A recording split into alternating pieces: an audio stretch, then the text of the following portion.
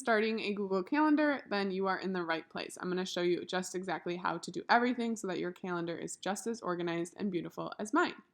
So first step is to make a Google account. It'll automatically make you a Google Calendar, and in it, it's going to have your name as one of the calendars, and it's usually going to have like holidays and reminders in there over here where it says my calendars.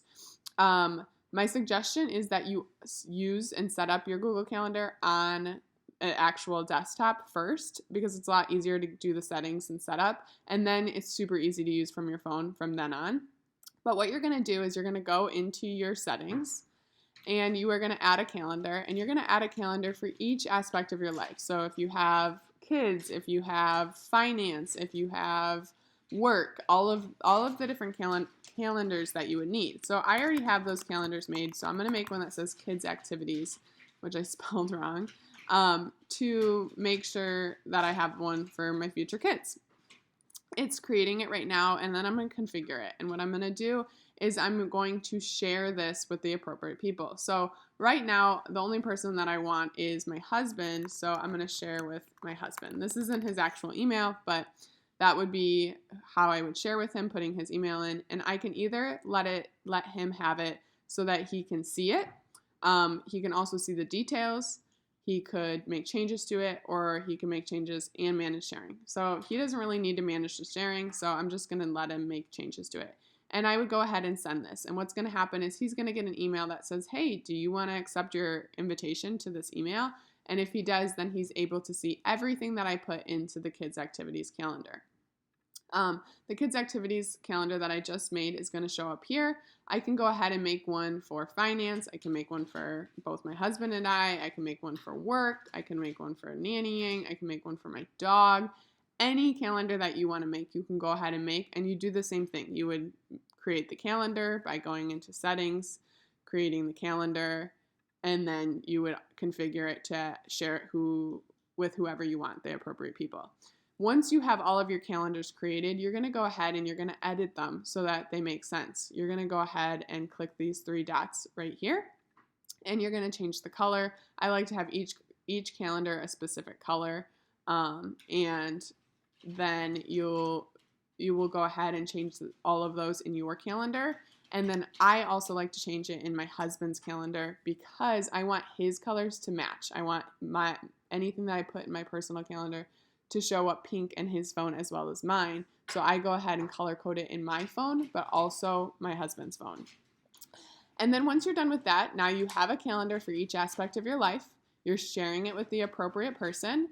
To add on to that, I share all of my calendars with my husband, but I only share my nannying, my one work calendar with my boss. So she is able to access anything that I put into this nannying calendar, which is awesome. So yeah, that's how you share calendars, and that's also how you color code.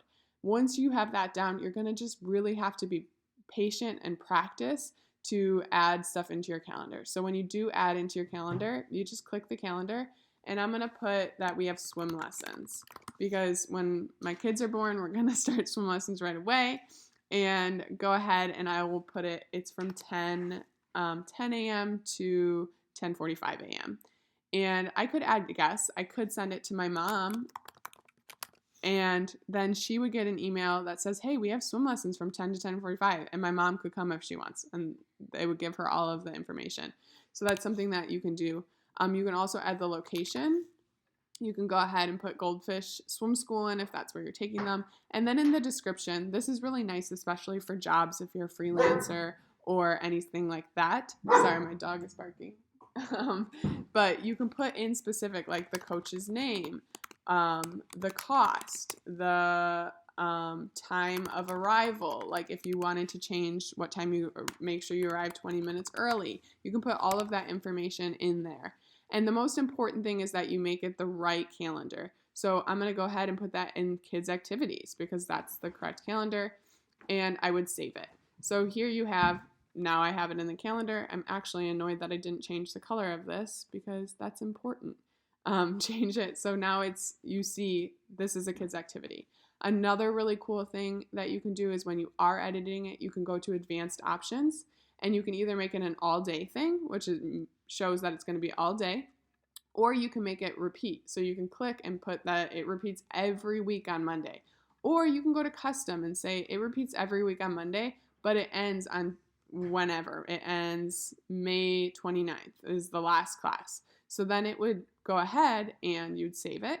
And now it's going to repeat every single Monday at 10 a.m., which is super, super cool. If you want to delete it, you just simply click it and delete the event. If you delete this event, it's going to delete it for the 16th, but it's not going to delete any of the events that occur after it. So if you'd like to delete it, you would click this and all events. And that will delete all of the reoccurring events. So that's a super, super helpful tip. So again, you create your Google account, create your Google Calendar. You're going to go ahead into your settings and you're going to create calendars for each aspect of your life. You're going to share those with the appropriate people. Then you're going to color code them in a way that makes sense to you. If you prefer to have your significant other or family's phones also match yours, you will color code theirs as well. And then you're going to go ahead and add to it and add everything in. Make sure that you're always adding to the appropriate calendar, and it just takes patience and time to truly get it done. I think those are all my tips. I use it religiously. Every time I have anything, I add it immediately in. I put everything from paying rent to garbage day to anything else in there, and it's super, super helpful and super easy. You can view the calendar by day, week, month, or year. I always am on monthly view. I love it. I think it's super easy to look at and beautiful, but also it's really easy to see on your phone as well. So I hope this helps get you started. Let me know if you have any questions at all.